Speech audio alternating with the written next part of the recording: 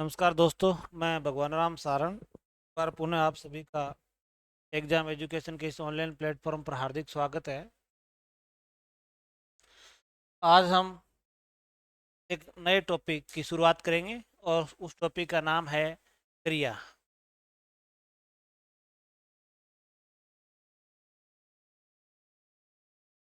हिंदी व्याकरण में सबसे महत्वपूर्ण टॉपिक माना जाता है क्रिया। हर एग्जाम में इससे संबंधित प्रश्न आते हैं। तो आज हम क्रिया के बारे में पढ़ेंगे। चौथा विकारी शब्द है। हमने जब शुरू में विकारी शब्द पढ़ने शुरू किए थे, संज्ञा, सर्वनाम, विशेषण और क्रिया, चार विकारी शब्द हैं और चार ही अविकारी शब्द माने जाते हैं। तो चौथा और अंतिम जो विकारी शब्द है उसका हम अध्ययन कर रहे हैं। सबसे पहले अगर हम बात करें कि इसकी परिभाषा, इसकी सामान्य जो परिभाषा है उस पर चर्चा करते हैं। सामान्य परिभाषा।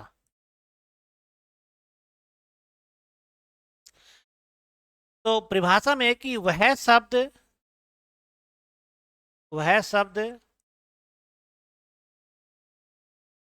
जिससे जिससे वाक्य में जिससे वाक्य में कार्य का कार्य का होना या करना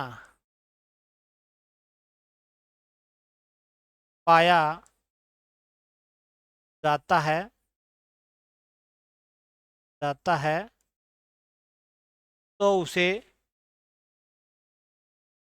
तो उसे क्रिया कहते हैं। सामान्य तौर पर जो हम देखें, वह शब्द जिससे वाक्य में कार्य का करना या होना पाया जाता है उस शब्द को हम क्रिया कहते हैं। जैसे राम पुस्तक पढ़ता है। तो इस वाक्य में जो ये जो शब्द है पढ़ता, इससे ये पता चलता है कि वाक्य में कार्य हो रहा है, तो इस शब्द को हम क्रिया कहते हैं। अब अगर एक बार इसको हम न पढ़ें तो आप सीधा राम पुस्तक है, अब इस वाक्य में कार्य नहीं हो रहा है। लेकिन पढ़ता शब्द को अगर हम पढ़ेंगे तो इससे पता चलता है कि वाक्य में कार्य हो रहा है। जैसे वह खाना खाता है। अब यहाँ तो ये जो शब्द है इसे ये पता चलता है कि वाक्य में कार्य हो रहा है। वह खाना खाता है, यानी खाना खाने का कार्य हो रहा है। तो वह शब्द है जिससे वाक्य में कार्य का करना या होना पाया जाता है उसे हम क्रिया कहते हैं। ये इसकी एक सामान्य से परिभाषा है। जैसे क्रिया वाक्य में हम देखते हैं कि पढ़ना, लिखना, मरना, जाना, आना,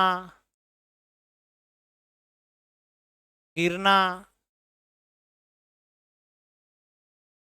इस प्रकार की बहुत सारी क्रिया होती है हिंदी में। पढ़ना, लिखना, उठना, तैरना, हंसना, रोना, खेलना, बहुत सारे क्रिया शब्द होते हैं हिंदी के। तो सबसे महत्वपूर्ण जो बात है कि क्रिया की जो संरचना है, क्रिया शब्द किससे बनता है, ये महत्वपूर्ण है। तो अगला जो पॉइंट है हमारा, जो पहला जो पॉइंट है वो है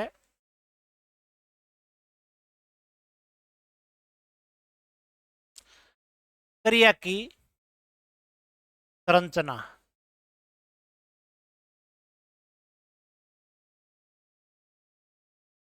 यानी क्रिया की संरचना कैसी हुई है।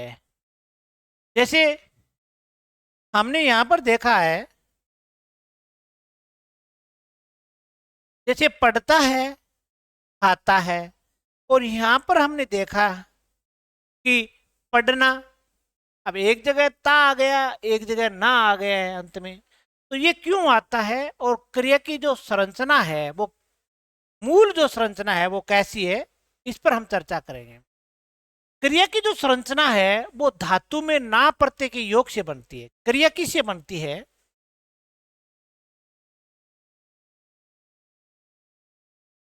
सामान्य क्रिया, क्रिया धातु प्लस ना प्रत्यय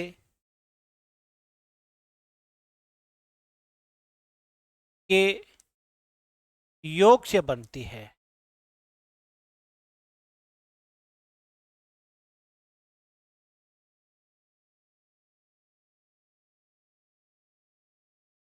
यानी सामान्य जो क्रिया है वो धातु प्लस ना प्रत्यय के योग से बनती है। अब कई बार क्या कि हम, जैसे मैंने एक, हाँ, धातु प्लस ना प्रत्यय,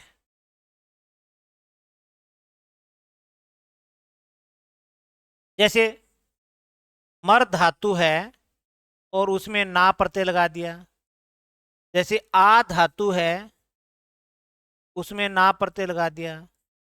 जैसे जा धातु है, उसमें ना प्रत्यय लगा दिया। जैसे लिख धातु है, उसमें ना प्रत्यय लगा दिया। जैसे पढ़ धातु है, उसमें ना प्रत्यय लगा दिया। तो ये जो शब्द बन रहे हैं, जैसे मरना, आना, जाना, लिखना,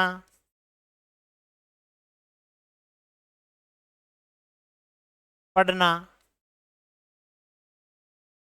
ये जो शब्द हैं ये क्रिया है, ये धातु है। और धातु में हम क्या करते हैं, ना प्रत्यय लगाते हैं, उससे क्रिया की संरचना होती है या उससे क्रिया बनती है। इस प्रकार आप हजारों की संख्या में क्रिया बना सकते हैं। जैसे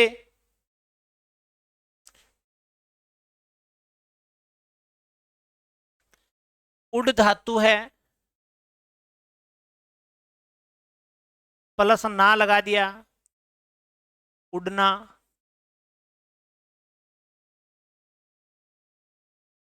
और भी इस प्रकार की धातुएं हैं, जैसे गिर धातु है और इसमें ना लगा दिया, गिरना। जैसे रो धातु है, उसमें ना लगा दिया, रोना। जैसे धो धातु है, उसमें ना लगा दिया, धोना। जैसे हंस धातु है और उसमें ना लगा दिया तो हंसना। ये क्रिया बनती है, गिरना, रोना, धोना, हंसना। जैसे पी धातु है, पी, और इसमें ना लगा दिया तो क्या बन गया, पीना। ये है क्रिया का सामान्य रूप। कई बार क्या करते हैं, क्या वाक्य को व्यवस्थित करने के लिए हम ना की जगह ता ते ती लगाते हैं। जैसे एक वाक्य लिख दिया, राम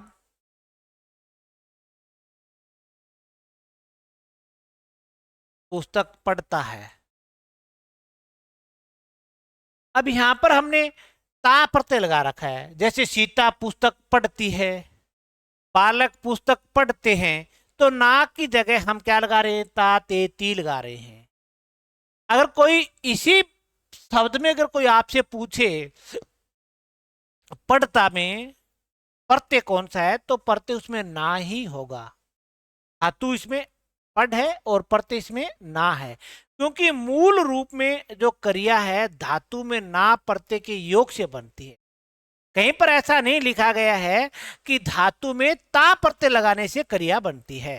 धातु में ना प्रत्यय के योग से क्रिया बनती है, लेकिन वाक्य को व्यवस्थित करने के लिए हम ना की जगह ता ते ती का प्रयोग करते हैं। तो यह है क्रिया की सामान्य संरचना। अब अगली जो बात है वो है धातु की पहचान।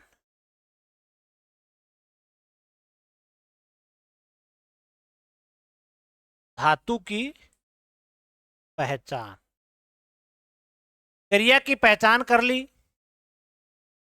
वाक्य में कार्य की सूचना देने वाला कि कार्य हो रहा है, होगा या होने वाला है, वो क्रिया शब्द है।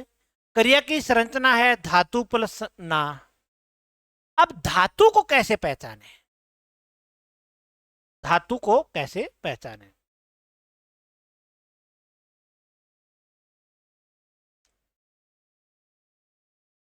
वाक्य में, वाक्य में कर्ता कारक, कर्ता कारक,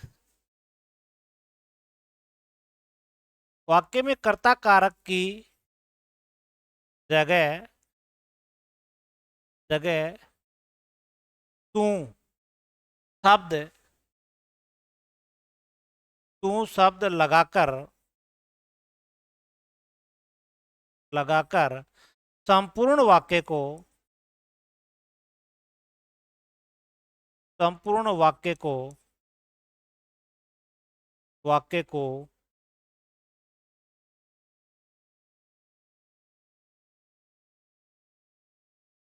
आज्ञार्थक वाक्य में बदल दीजिए। उत्तर में जो, उत्तर में जो धातु मिलती है, उत्तर में जो धातु मिलती है, मिलती है उसे, उसे मूल धातु कहते हैं।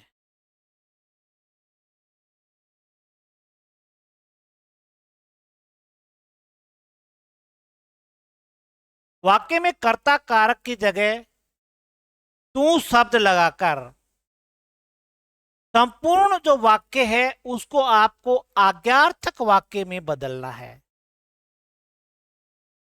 फिर उत्तर में जो धातु मिलती है उसे मूल धातु कहते हैं। उसे क्या कहते हैं? मूल धातु कहते हैं। जैसे मैं यहां पर एक वाक्य लिखता हूं कि राम पुस्तक पढ़ता है, ये एक वाक्य है।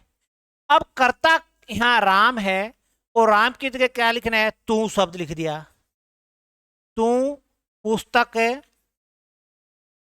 पढ़, क्योंकि वाक्य को किस में बदलना है?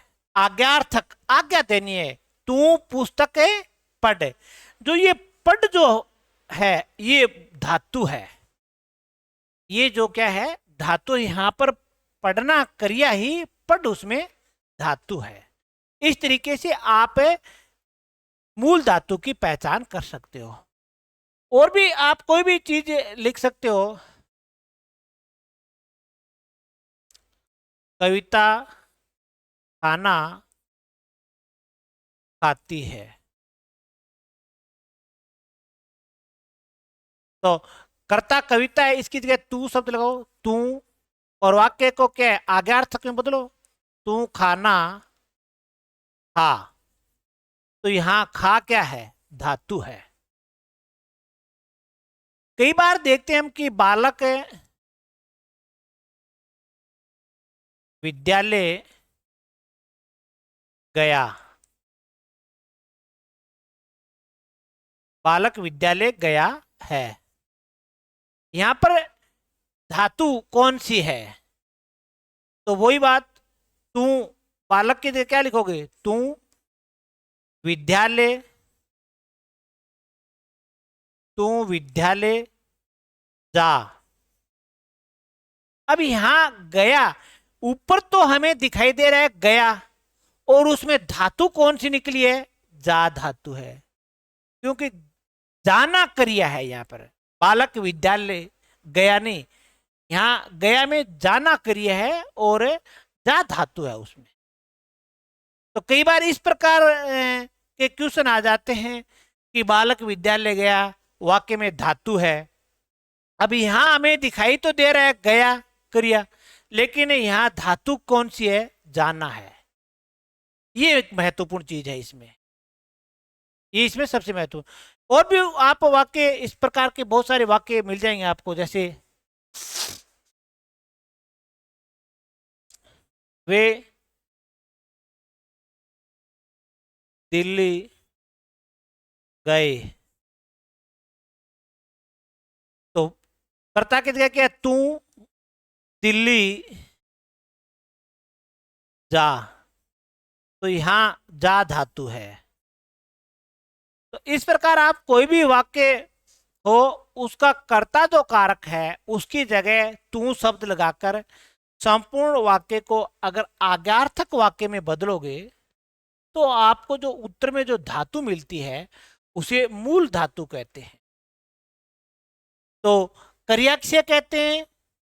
धातु की संरचना कैसी होती है, और धातु में से नहीं, क्रिया की संरचना कैसी है, और क्रिया में से धातु कौन सी है, इन बातों का हमने अध्ययन किया है।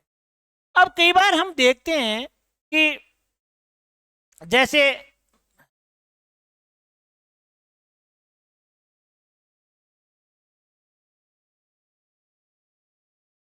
राम अध्यापक है,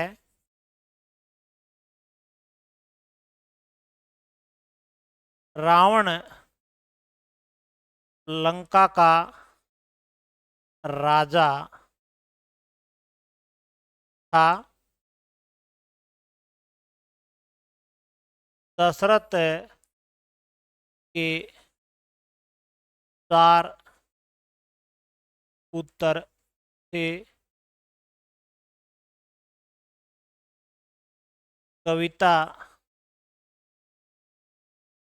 संगीतकार है, राधा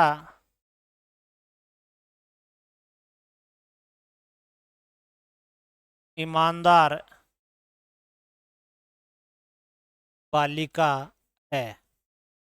ये जो वाक्य आपके सामने है, इन वाक्यों में एक बात, विशेष बात है। एक वाक्य में, इन वाक्यों के सामने एक वाक्य और लिख रहा हूं, जैसे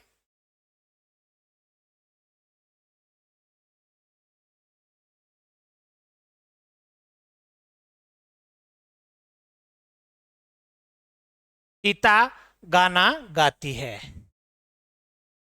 सीता गाना गाती है, इस वाक्य में तो कार्य हो रहा है, क्योंकि हमें इस क्रिया शब्द से पता चल रहा है कि वाक्य में कार्य हो रहा है, गाने का कार्य हो रहा है। लेकिन ये जो वाक्य है, राम अध्यापक है, रावण लंका का राजा था, दशरथ के 4 पुत्र थे, कविता संगीतकार है, राधा ईमानदार बालिका है। इन पांचों ही वाक्यों में कार्य नहीं हो रहा है। आपको दिखाई दे रहा है?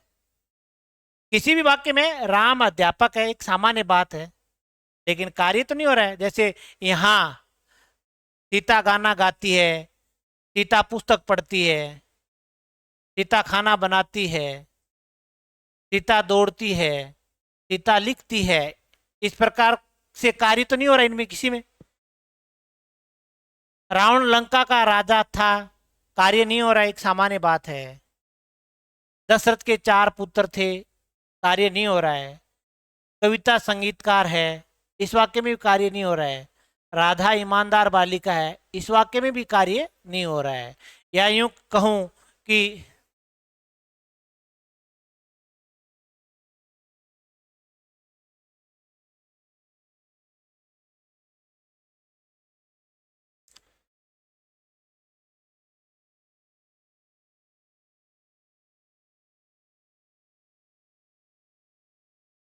तारानगर का गढ़ एक दर्शनीय स्थल है, इस वाक्य में भी कार्य नहीं हो रहा है। यानी इन वाक्यों में कार्य नहीं हो रहा है। तो वाक्य में कार्य नहीं हो रहा है तो इसका मतलब उसमें क्रिया नहीं है। फिर क्रिया तो उसमें होगी जिसमें कार्य का करना या होना पाया जाता है। जैसे सीता गाना गाती है, या सीता गाना गाएगी, या सीता गाना गा चुकी है। इस इस प्रकार के अगर वाक्य हो तो उसमें तो कार्य हो रहा है या हो चुका है या होने वाला है, इनकी सूचना मिल जाती है। लेकिन इन वाक्यों में तो कोई सूचना भी नहीं मिल रही है कि कार्य हो चुका है या हो रहा है या होने वाला है। कार्य की तो कोई बात ही नहीं है। तो अगर कार्य की बात नहीं है तो क्या इसमें क्रिया शब्द नहीं है? क्रिया शब्द है इसमें। ये सबसे महत्वपूर्ण बात है कि इसमें कौन सी क्रिया है और कौन सी इसमें धातु प्रयुक्त होती है, वो हम देखते हैं।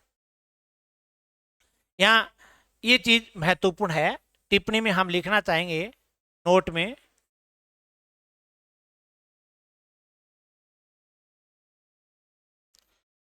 अगर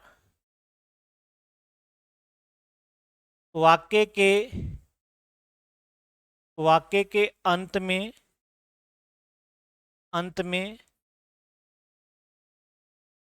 था, थे, थी, है, हैं, हो इत्यादि इत्यादि शब्द हो इत्यादि शब्द हो तथा इनसे पूर्व मुख्य क्रिया वाचक शब्द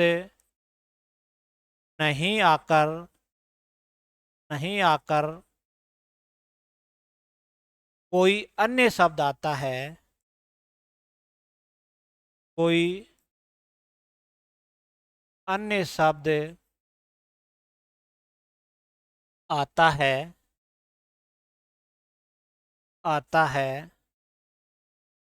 तो वहाँ होना क्रिया तथा हो धातु मानी जाती है।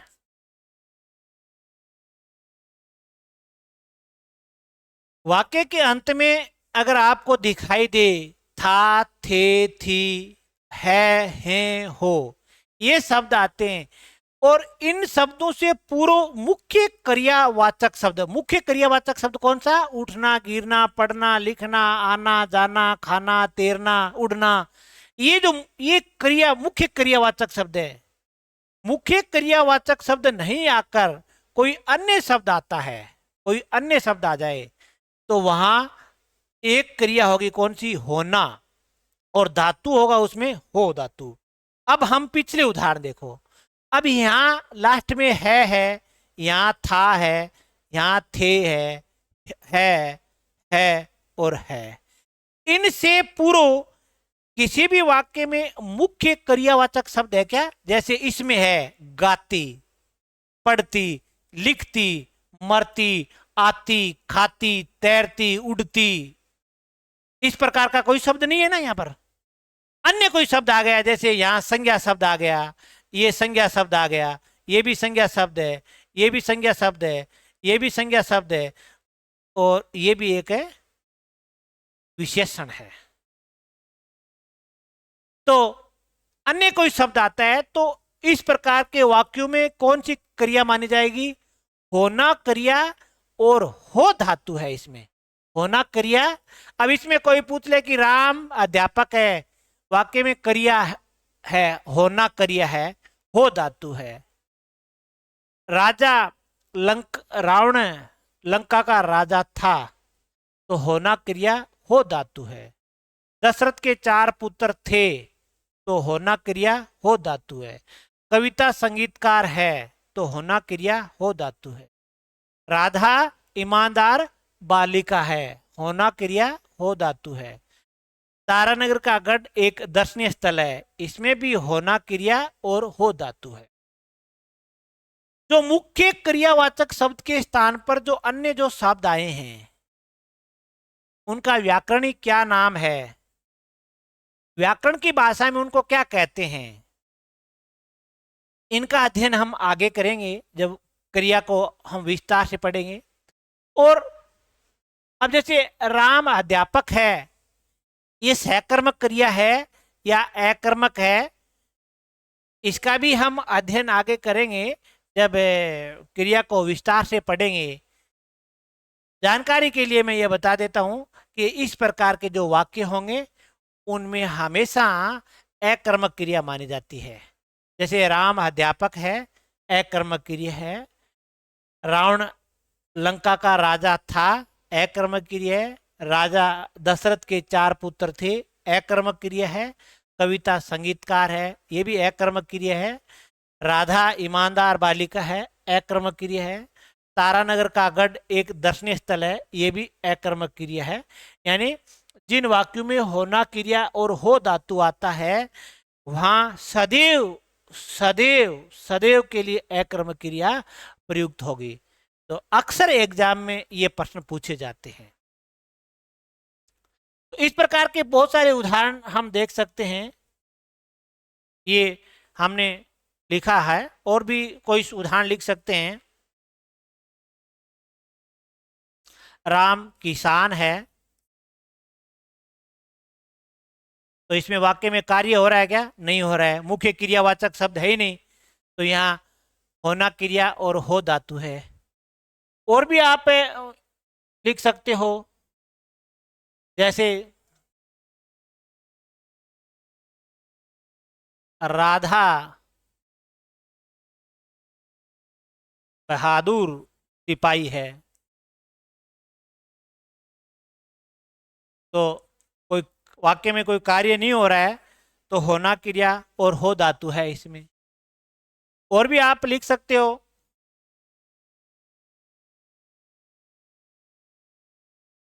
सीता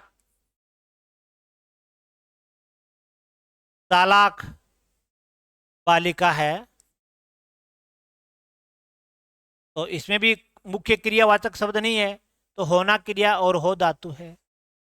तो ये है होना क्रिया और हो धातु पे।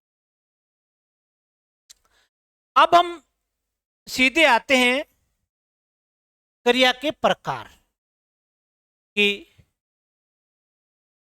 या एक बात हम देख लेते हैं और कि क्रिया का रूप परिवर्तन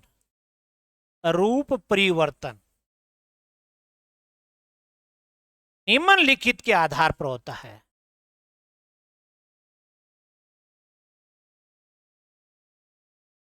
निम्नलिखित के आधार पर होता है, क्योंकि क्रिया एक विकारी शब्द है और विकारी शब्द का रूप परिवर्तन होगा। जैसे संज्ञा का रूप परिवर्तन किया, विशेषण का किया, सर्वनाम का किया, तो क्रिया का भी रूप परिवर्तन होता है। और क्रिया का रूप परिवर्तन वचन के आधार पर होगा, लिंग के आधार पर होगा, काल के आधार पर होगा और कारक के आधार पर होगा। इनके आधार पर क्रिया का रूप बदला जाएगा। जैसे राम पढ़ता है, राम पढ़ता है, एक सामान्य बात है। मैंने लिंग बदला, सीता पढ़ती है, तो लिंग बदलने से क्रिया बदल गई, बदली है कि नहीं बदली है? यहां पर पुल्लिंग था, यहां पर स्त्रीलिंग लिखती, इतना बदल गई। जैसे मैं, ये दोनों एक वचन में, मैं यहां पर वचन चेंज करता हूं, वे पढ़ते हैं। अब बहुवचन में आते ही क्रिया क्या हो गई? पढ़ते हैं। एक वचन में क्रिया पढ़ता पढ़ती, और बहुवचन में आते ही पढ़ते हैं। जैसे ये राम पढ़ता है, राम पढ़ता है वर्तमान काल है, अब काल बदलो आप है, राम पढ़ेगा, क्रिया बदल गई, एक तो पढ़ता है और एक पढ़ेगा। राम ने, राम ने पढ़ा। अब देखो ये भविष्य काल है और ये भूतकाल है, काल बदलने से भी क्रिया बदली है।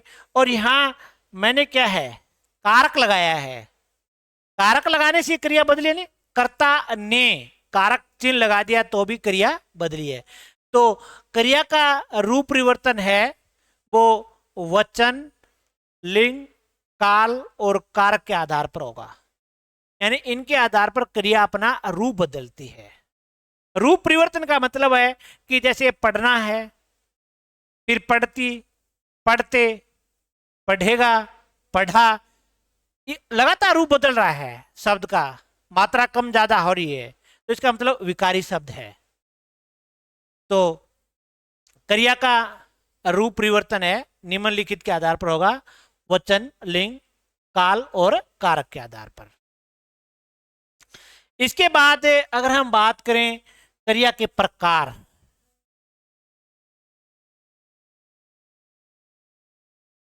क्रिया के प्रकार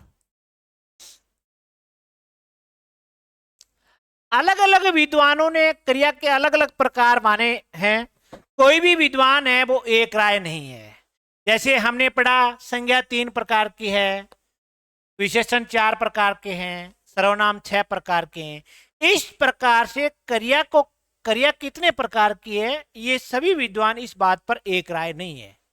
अलग अलग विद्वान, कोई 3 प्रकार मानता है, कोई 4 प्रकार मानता है, कोई 5 प्रकार मानता है, कोई 6 प्रकार मानता है, कोई 7 प्रकार मानता है। कई अलग अलग विद्वानों की अलग अलग राय है, एक राय नहीं है। जैसे हम, मैंने कहूं कि समास कितने प्रकार के हैं, संधि कितने प्रकार की है, विकारी शब्द कितने प्रकार के हैं, अविकारी शब्द कितने प्रकार के हैं, वो एक फिक्स है। सब विद्वान उस चीज पर एक मत है, उनकी एक ही राय है।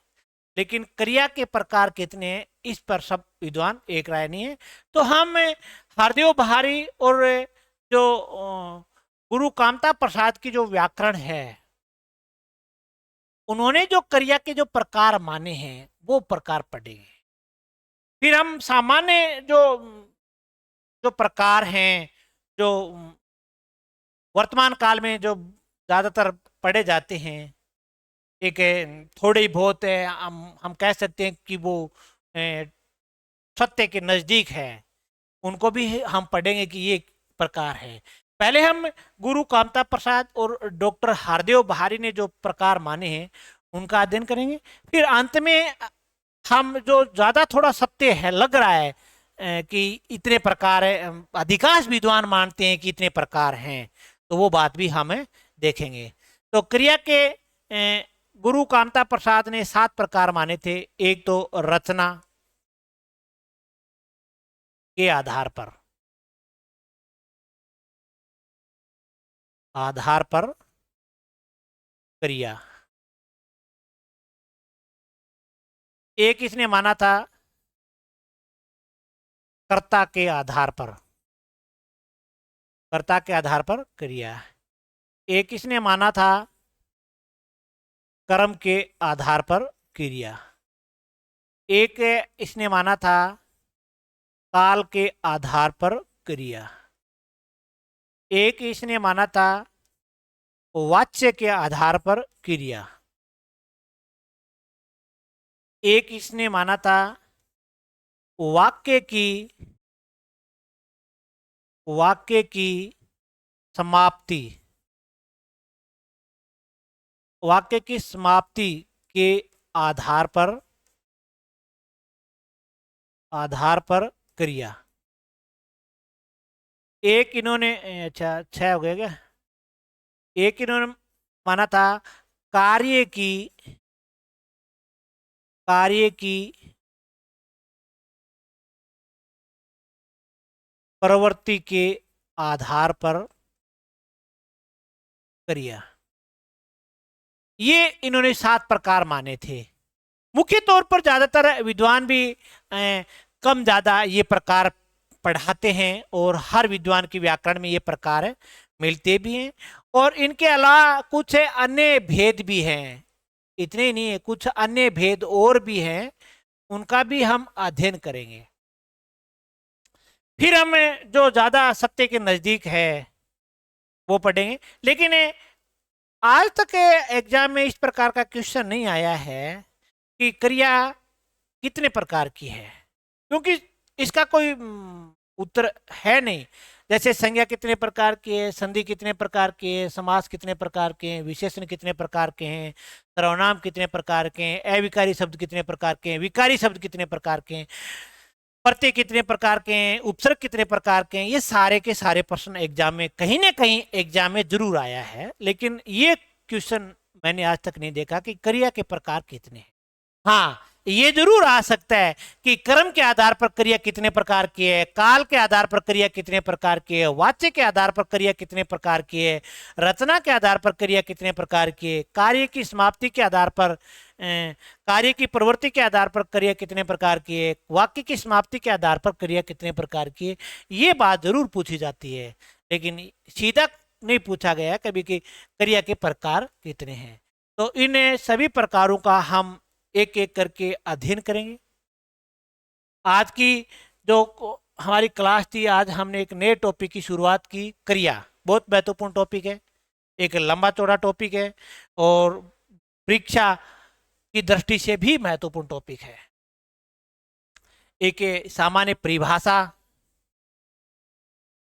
और उसके बाद क्रिया की संरचना धातु प्लस ना से होती है, फिर धातु की पहचान किस प्रकार से करनी है, फिर हमने पढ़ा, ये महत्वपूर्ण चीजें हैं। ये जो चीज थी ये बहुत महत्वपूर्ण चीज है। होना क्रिया और हो धातु को हमने थोड़ा देखा, आगे भी इस चीज को हम और देखेंगे। और उसके बाद क्रिया का जो रूप परिवर्तन होता है वो भी हमने देखा। और फिर क्रिया के जो प्रकार हैं, हरदेव बहारी और गुरु कामता प्रसाद ने कितने प्रकार माने, और अधिकांश विद्वान जो हैं हिंदी के, जो पुराने जो व्याकरण लिखने वाले विद्वान थे, उन्होंने इस प्रकार से माना है। इन सबको हम पढ़ेंगे एक एक करके सभी को। इस क्लास में बस इतना ही। जय हिंद, जय भारत।